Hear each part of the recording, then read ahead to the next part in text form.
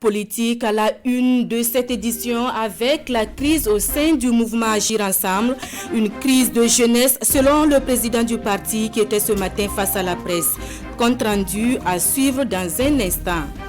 Dans ce journal, nous irons balader nos caméras dans les locaux de l'ancien abattoir de la ville de Waiguia. Et comme vous allez le voir, l'hygiène laisse à désirer. La cause et les raisons de cet état de fait sont à découvrir dans le dossier de cette édition. Que se passe-t-il au Niger à quelques jours de l'investiture du président nouvellement élu? Des tirs nourris ont été entendus dans la nuit d'hier à aujourd'hui dans le secteur de la résidence présidentielle. Un coup d'État selon des sources sécuritaires, mais la situation serait sous contrôle. Bonjour et merci de nous recevoir chez vous. Ce journal, nous l'ouvrons à l'Assemblée nationale en plénière hier. 2 projets de loi étaient soumis à l'examen des élus nationaux. Le projet de loi portant protection des personnes à l'égard du traitement des données à caractère personnel et celui portant modification de la loi relative à la création de la Commission nationale des droits humains. Des projets de loi adoptés à l'unanimité par les votants du jour, nous disent Konson Koulibaly et Olopoda.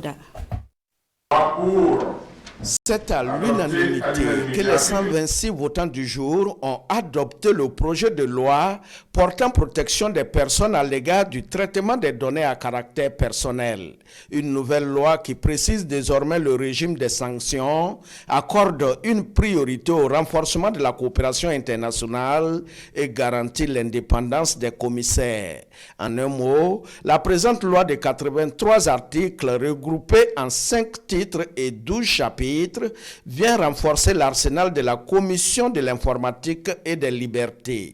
Et le ministre en charge des droits humains d'apporter des explications sur la notion des données sensibles. Il s'agit des données en rapport avec la santé.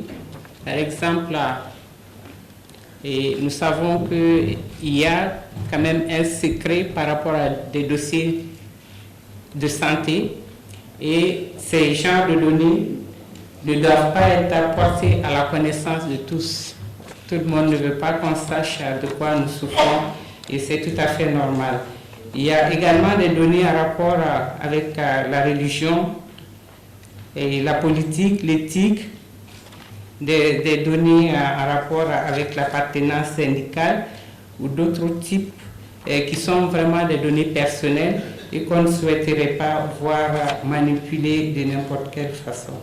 Et ça dépend du contexte dans lequel les données sont exploitées. Le second projet de loi soumis à l'examen des élus nationaux porte sur la modification de la loi relative à la création de la Commission nationale des droits humains. Une modification qui vise à résoudre les incohérences dans la rémunération des membres de la CNDH. Une CNDH nouvelle version qui doit désormais exercer pleinement les attributions de l'Observatoire national de la prévention de la torture et autres pratiques assimilées. La structure peine à fonctionner depuis sa création. On en vient à cette sortie médiatique de la direction du mouvement Agir Ensemble, une sortie consécutive à la crise au sein du parti. Le président a voulu donner sa version des faits, notamment sur les accusations de mauvaise gestion du parti, occasion de rappeler l'appartenance du mouvement au chef de file de l'opposition politique. Le compte-rendu de la conférence de presse avec Nomba Kouda et Fousseni Kindo. Le mouvement Agir Ensemble pour le Burkina Faso se porte bien. Foi de son président Boubacar Diallo qui était face à la presse ce matin. Au siège national du parti à Ouagadougou, le président entouré de ses collaborateurs a tenu à apporter des éclairages sur les remous qui secouent actuellement le parti. Pour les animateurs de la conférence de presse, le parti réaffirme son positionnement derrière le CEFOP, le chef de file de l'opposition politique au Burkina Faso. En outre, les animateurs de la conférence de presse sont revenus sur les sanctions infligées à certains camarades pour manquement grave au texte du parti et à son honneur. Pour nous, c'est des indisciplinés qui se sont retrouvés là, en dehors des structures du parti, sans aucun responsable de leur structure d'appartenance à la base, je veux dire. Et qui viennent effectivement, qui disent que le président démissionne. Mais le président démissionne dans des procédures bien précises qu'il faut utiliser à l'intérieur du parti. C'est pas possible. un parti qui grandit, il se mûrit aussi par les problèmes qu'il rencontre. Mais un parti ou même un enfant qui est en train de grandir, il ne trouve aucun problème, aucun obstacle devant lui. Bon, il lui manque beaucoup d'expérience. Des difficultés certes, mais juste des crises d'enfance du parti de l'avis de Boubacar Diallo qui justifient cette période par un besoin de maturation. Il a tenu à rassurer l'opinion que le candidat du parti à la dernière présidentielle au Burkina Faso, arrivé 4e, à savoir Kadri Désiré Ouédraogo, est bel et bien informé de la situation. Cap sur Ouargouya où nous avons baladé nos caméras dans les locaux de l'ancien abattoir de la ville. Un abattoir privé de certaines infrastructures telles le forage retiré au profit du nouvel abattoir. Pourtant, les activités d'abattage s'y poursuivent et comme vous allez le voir, l'insalubrité est à vous couper l'appétit. Le constat est fait pour nous par Boukari Ouédraogo, Alidou Alès Savadogo et Moussaki. Aux âmes sensibles, certaines images peuvent choquer. La puanteur du sang mêlé aux excréments des animaux abattus accueille les usagers à l'entrée de l'abattoir de Ouéguia. Ici, tout stagne à l'intérieur et l'hygiène quasiment absente. Maintenant, il n'y a pas l'eau là, on ne peut pas laver la maison là comme avant là. Si j'étais avant là, la maison est propre. Bon, maintenant, on peut enlever l'eau avec un seau là pour laver de cette maison là, c'est trop. Le nettoyage, le lavage de l'abattoir n'arrive pas à faire.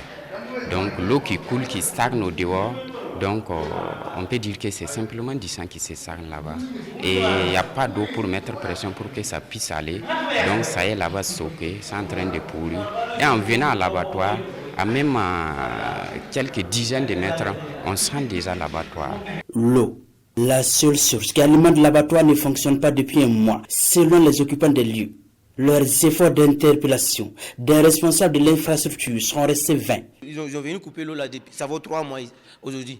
On transporte l'eau là en ville pour venir ici travailler. C'est ça seulement qui est notre problème. On nous a pas prévenu avant d'enlever. Nous, on demande à l'autorité de nous regarder pour notre problème d'eau. On a demandé plusieurs fois, jusqu'à les avons allés à la mairie, mais on ne sait pas écouter. Pour un minimum d'hygiène, il faut apporter l'eau de sa cour. Certains puisent dans ce bassin, le seul point d'eau situé dans un autre compartiment. La santé des populations est risquée dans ces conditions. Et le service d'inspection de la viande est soucieux. Si nous on arrête, et les viandes ne seront pas inspectées, et il faut savoir que même les bouchers ne viendront pas ici. Donc chacun va faire de son mieux dans son coin pour livrer une viande vraiment très très risquante à la population de la ville. Donc pour cela, nous aussi nous tenons et nous les encourageons à venir. Ensemble, on va faire le minimum en attendant que la situation s'améliore. Du côté des autorités communales, responsables de la gestion de l'abattoir, la réception de certaines unités du nouvel abattoir justifie la situation. C'est les accords que nous avons eus pour renforcer le nouveau château, c'est de jumeler les deux forages. Donc il faille que cet entrepreneur-là puisse livrer son travail à la mairie pour que nous le fassions payer par les partenaires qui nous accompagnent. Tant que l'ensemble des acteurs ne disent pas que l'ouvrage est fini, l'entrepreneur ne sera pas payé. Donc c'est un peu des contraintes de partenariat, de gestion donc, de nos relations avec et les bailleurs et également les prestataires donc, de l'ouvrage qui nous obligent à prendre le juste milieu qui permette aux deux infrastructures de continuer de travailler et de faire la livraison du travail pour que l'entrepreneur soit désintéressé dans les délais. Des centaines d'animaux sont abattus par jour dans l'abattoir de Ouéguia et tout se passe à même le sol. Il faut impérativement une solution pour préserver la santé de plusieurs âmes de la ville et environnement. Découvrons à présent les résultats du premier appel à projet du programme d'appui aux industries créatives et de la gouvernance de la culture. Sur 415 projets enregistrés, 88 ont été retenus dans les catégories art de la scène, artisanat et design. La cagnotte à partager, elle s'élève à plus d'1,2 milliard de francs CFA. Précision avec Ahadi Sandamba. C'est l'heure des résultats du premier appel à projet du Fonds de développement culturel et touristique. Après la réception des dossiers, le dépouillement, l'analyse et la visite terrain, les acteurs commis à la tâche procèdent ici à la proclamation des résultats. Et ce sont au total 88 projets artistiques et culturels, dont 51 pour la région du centre et 37 répartis entre les 12 autres régions qui bénéficient de ce financement. Jusque-là, je pense que nos objectifs sont d'abord les promoteurs ont participé. Ils ont déposé les dossiers et comme je le dis, la qualité des dossiers a évolué. Ça, c'est le premier motif de satisfaction. Deuxièmement, notre partenaire avec qui nous suivons ce projet, nous avons en tout cas mis les verrous nécessaires pour qu'il y ait de la transparence et de la lisibilité dans notre action. Et la proclamation de ce matin répond à cet objectif, c'est public. Avec pour ambition de créer une dynamique de développement culturel et touristique fondée sur les valeurs communes propres au Burkinabé, ce programme de financement est une phase pilote. Et cette phase a enregistré 415 dossiers de demande de financement qui ont fait l'objet d'une analyse technique et financière. À noter qu'une formation sera organisée au profit des bénéficiaires, lesquels bénéficiaires vont signer une convention avec le Fonds de développement culturel et touristique. Et c'est sur la base de l'évaluation du premier appel à projet que le deuxième sera lancé courant juillet-août 2021, foi des responsables de la structure. Commémoration de la journée dédiée à l'autisme, l'association burkinabé d'accompagnement psychologique et d'aide à l'enfant donne le ton. À travers une conférence de presse, elle a dévoilé le thème et les activités au menu de la journée, commémorée chaque 2 avril. Une occasion de plaidoirie pour plus d'égards dans la prise en charge des enfants souffrant de cette pathologie. Le compte rendu de Konsoum Koulibaly et Isia Kanana. De meilleures conditions de vie, un cadre approprié pour une insertion sociale des enfants autistes. Un combat de l'association burkinabé d'accompagnement psychologique et d'aide à l'enfance. Entre mobilisation sociale et panel, face à la presse, plusieurs activités sont ainsi annoncées par l'association et ses partenaires pour marquer d'une pierre blanche la journée internationale de l'autisme, célébrée le 2 avril de chaque année. Ce n'est pas perceptible si on vient, on s'assoit, on se réunit, on fait le discours, ça c'est politique. Et vous voyez. On a voulu que la plupart des parents d'enfants, les ONG et les enfants du primaire, on va croiser madame la ministre avant le centre. Et on va marcher ensemble avec un slogan de soutien aux enfants autistes. En même temps, il y aura des motards qui vont rouler pour les enfants autistes. Et je pense que c'est en même temps une partie de mobilisation sociale pour interpeller aux gens à avoir un changement de comportement. Au-delà des activités commémoratives, cette journée internationale de l'autisme, selon les conférenciers, se veut surtout une aubaine pour solliciter plus d'accompagnement des décideurs politiques pour la prise en charge des enfants autistes. Le centre ABAP est uniquement ABAP, Samanti, 3A. C'est uniquement Ouagadougou. Bobo, il n'y en a pas de centre pour enfants autistes. À Koudougou, il n'y a pas de centre pour enfants autistes. Donc, c'est le lieu aussi d'interpeller les décideurs pour qu'on puisse renforcer notre action, pour qu'on puisse vraiment dupliquer nos acquis partout ailleurs où besoin sera. Autisme, inclusion sociale et scolaire, contribution de la participation citoyenne. C'est le thème de cette journée internationale de l'autisme. Une thématique d'interpellation pour susciter un engagement communautaire dans la prise en charge de cette pathologie, devenue un problème de santé publique au Burkina, selon Boukali Pamtaba et ses camarades. Commémoration de la Journée internationale des droits de la femme, on en reparle et dans ce journal, la commémoration en différé de la région du centre. Et c'est Samba qui a abrité la célébration, occasion pour la ministre en charge de la promotion de la femme de faire le point des engagements du gouvernement en la matière. Marguerite Douagneau. La région du centre célèbre la Journée internationale des droits de la femme ce 27 mars à Samba.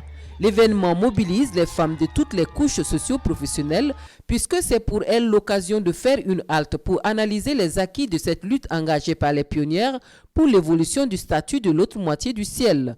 La commémoration de la journée au plan national marquée du sceau de l'inclusion financière des femmes, la ministre en charge de la femme reprécise les enjeux de la présente manifestation. C'est une restitution du 8 mars national que nous faisons ici et nous avons profité aussi voir les femmes regarder les acquis que nous avons et les insuffisances pour avancer. Et c'est le lieu pour moi de dire que la région du centre a beaucoup bénéficié de l'accompagnement du gouvernement. Il faut qu'elle puisse rester en alerte pour continuer à s'investir elle-même et à travers elle, leur entreprise, afin de rendre les femmes plus résilientes au Burkina Faso. Parce que nous savons que nous avons deux gros défis, le défi sécuritaire et le défi sanitaire. Conscientes de la nouvelle donne mondiale dictée par la crise sanitaire actuelle, les femmes de la région disent saisir la balle au bond pour rester dans la course. Pour que les femmes puissent vraiment comprendre et savoir comment faire pour mon marchandise, comment faire pour mes activités, pour comment évoluer et comment chercher vraiment la clientèle. Donc vraiment c'est ce que nous sommes en train de faire et le ministre même a promis encore de nous accompagner dans ce volet de formation. Les autorités régionales prennent alors tour à tour la parole pour saluer la résilience des femmes déterminées à saisir désormais les opportunités du numérique pour amorcer le virage du e-commerce. La célébration régionale du 8 mars à Samba, c'est aussi une journée de détente riche en émotions. Les lauréats de l'édition 2021 du Trophée de l'innovation immobilière et de l'habitat sont connus. 19 trophées et attestations ont été décernés à des personnes physiques et morales. Une distinction pour promouvoir et valoriser les produits et services dans ce secteur. Konsun Koulibaly et Marguerite Douagneau pour le palmarès. 19 trophées et attestations distribués à cette soirée dédiée à la promotion de l'immobilier et de l'habitat au Burkina Faso.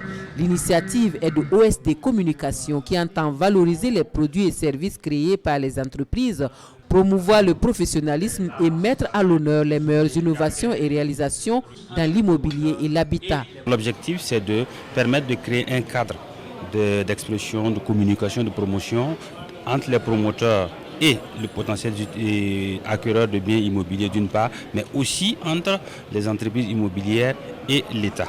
Les 72 heures de l'immobilier sont à leur deuxième édition. Le choix de ces différentes entreprises s'est fait selon plusieurs critères. D'abord, être agréé, une entreprise agréée par l'État, être également connu des services du guichet unique du foncier du Burkina, être en règle vis-à-vis des impôts et mettre l'acquéreur au centre des préoccupations.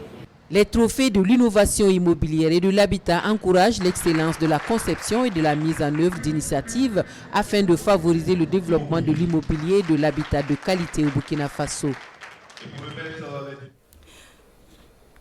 Actualité hors de chez nous et nous commençons au Niger où des tirs nourris ont été entendus dans la nuit d'hier à aujourd'hui dans le secteur de la résidence présidentielle.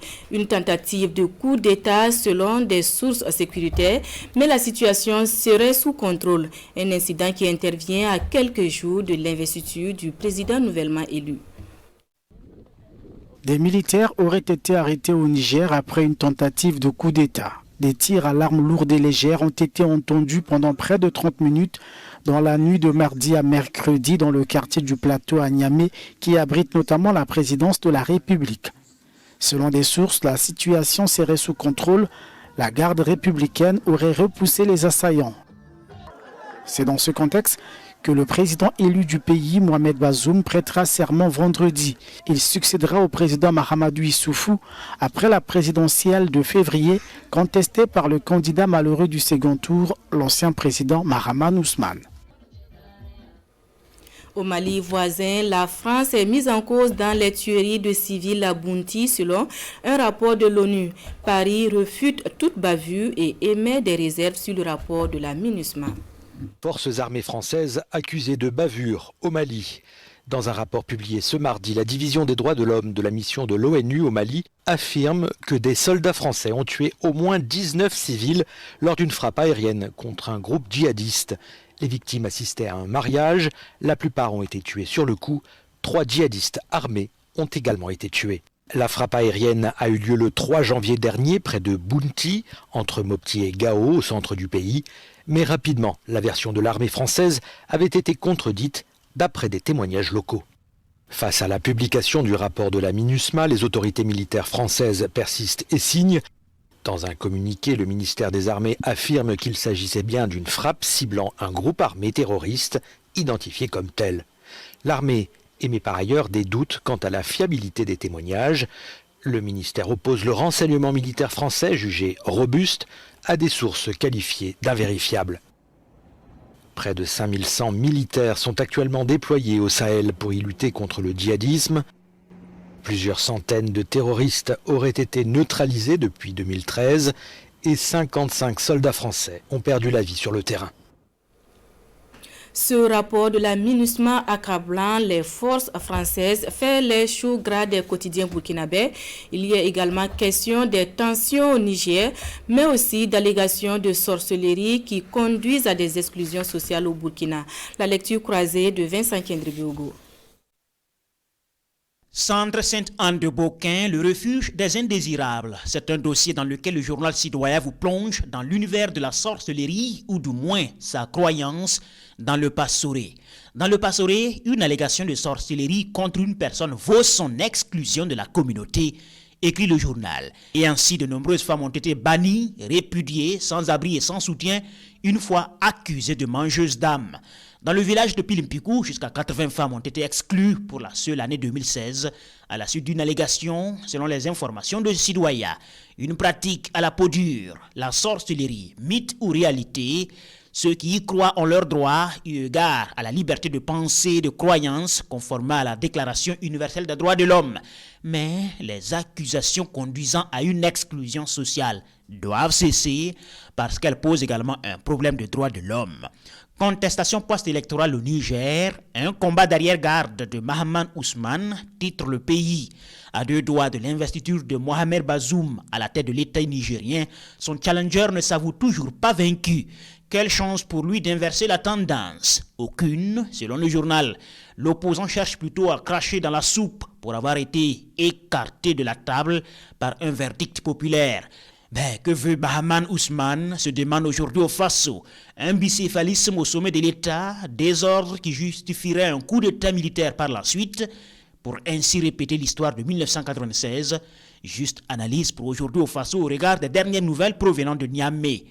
Paris dans l'embarras suite à un rapport accablant de la MINUSMA sur la frappe de Barkhane à Bounti au Mali, toujours dans Aujourd'hui au Faso. Bavure pour les uns, neutralisation de djihadistes pour d'autres. La polémique avait enflé sur les circonstances de ce drame impliquant les forces militaires françaises. Vient maintenant ce rapport onusien qui confirme la tenue d'un mariage sur le lieu de la frappe aérienne, accablant et mettant ainsi Barkhane sur l'espace public. S'ouvre alors une autre page sombre de la présence militaire française dans le Sahel. Voilà pour le point de l'actualité de la mi-journée en français sur la télévision du Burkina. L'information revient en langue nationale à 14h. Bonne suite de programme.